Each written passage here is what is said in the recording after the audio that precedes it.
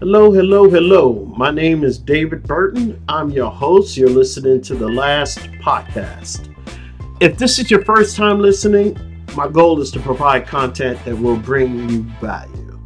If you are returning, welcome back. I hope you will continue to find valued tips and ideas that will positively change your life for good. Today, I wanted to discuss transformation and three powerful keys for lasting change. We all have heard it. If you don't like something, change it. If you don't like the way your life is going, change it. If you don't like your job, find a new one, change it. If you don't like how you look, change it.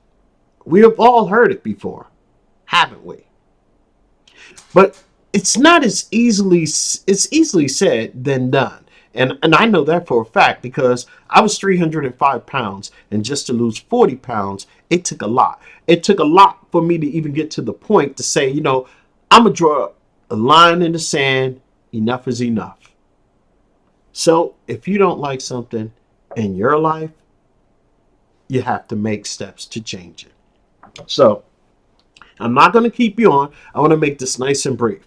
There are three powerful keys that you need to know to start and to succeed and to make your change and make it successful, a lasting change. The first one, you need to decide that you are ready to make that change, and you got to decide on what it is. Don't pick a million things, don't pick five things, pick one thing to change. And if you have a list, if you want to make a list, you can make a list of things that you would like to change about yourself. But whatever is the most pressing one, I would start with that. You got to figure out what it is that you want to change. That's the first critical step. You have to be able to say, I don't like this. I want to change it. Because you got to make preparations to stay on course to change what it is that you don't like. For me, it was my weight. And what was the deciding factor? Going to New York. I live in Texas. My sister lives in New York. I had to fly out. And one of the things I couldn't stand, it was mind boggling how small the doggone airplane seats were. Or it didn't reveal how large, in fact, I became. Well, suffice it to say, that was like the straw that broke the camel's back. I realized that I had to make a change.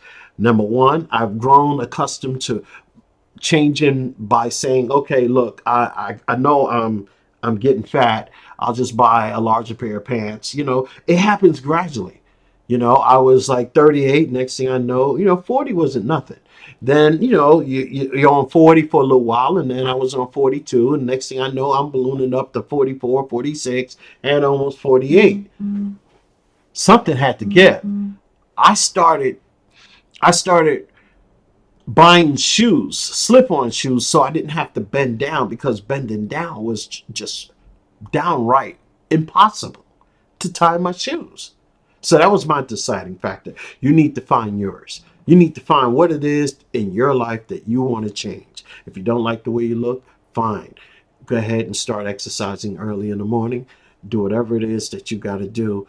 Find a different eating pattern. Don't go on a diet because diets don't work. What we're trying to do is create a lifestyle change, a lasting change. So diets don't work. They don't last. Changing your lifestyle, now that has a lasting effect. Now, the first critical one I gave you was deciding what to change. You have to make that decision on your own. Nobody can make it for you because you have to be ready to make that specific change, whatever that might be. Number two critical point is vision. After you decide that you want to make a change, and I'm a hone in on this. If you decide to say, oh, you know what? I don't like where I work.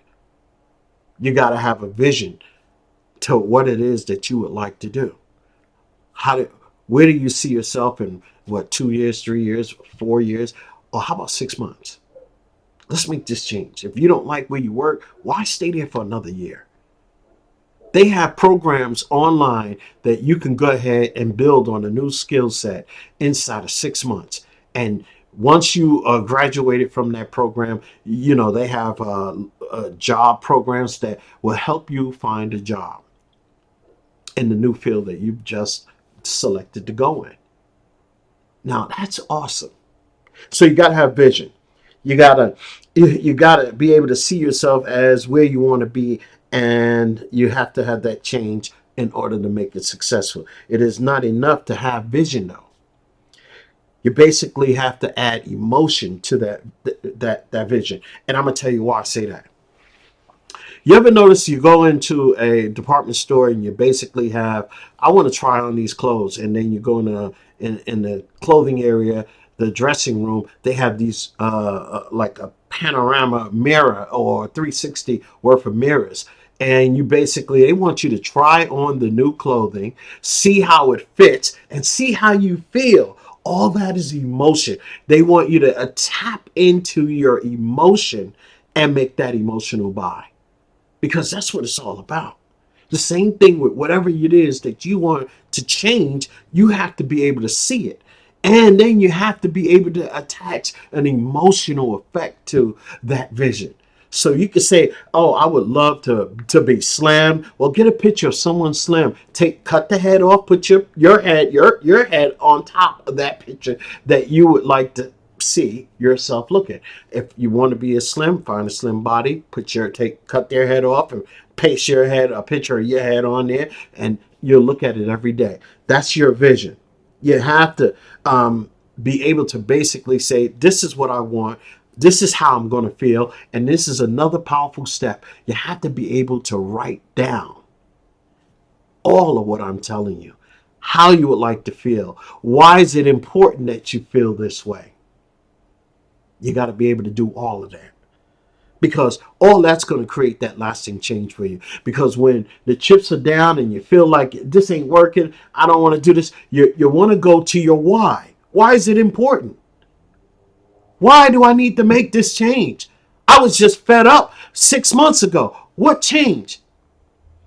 It's important for you to go back to what you wrote, why you want to make this change. Why is it important to you? Why is it so critical to you? How are you going to feel once you see this change? Once you make that transformation, how are you going to feel?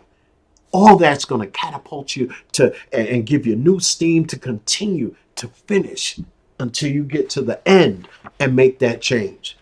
And the third one, I have to tell you, the third one is a doozy. It's perspective, self-awareness. How do you see yourself? This is so critical for lasting change. Because if you see yourself in a negative light, it's going to be damaging for you to create lasting change. You have to align yourself with positive thoughts about yourself and your vision. If you combine those two, it will solidify your results. I once read, "As a man thinketh in his heart, so is he." How do you see yourself in a positive light? That goes back to your vision. You have to be able to see it, because if you don't have a positive light right now, it's time to start making something positive for yourself. You got to be able to see it. You got to be able to say, "This is my change." You got to be able to see it, have vision. You got to be able to feel it, add emotion, and you have to change your perspective. You have to change, which is your self-awareness. You have to be aware of what you're saying to you, because it's unimportant what other people say about you. What's important and what's critical is what you say about you when everybody else stopped talking. Recap. Critical change is making the decision to make that change. That's number one. Number two is vision. Seeing yourself the way you would like to be and adding emotion to it. Number three, perspective. You got to be able to change your perspective. You got to be able to change your thoughts about yourself. So my name is David. You're listening to the last podcast. I want to thank you for being here on the podcast with me. I hope that I could bring you value, and I will definitely be back with another podcast. And again, I want to thank you for listening. Have a good day.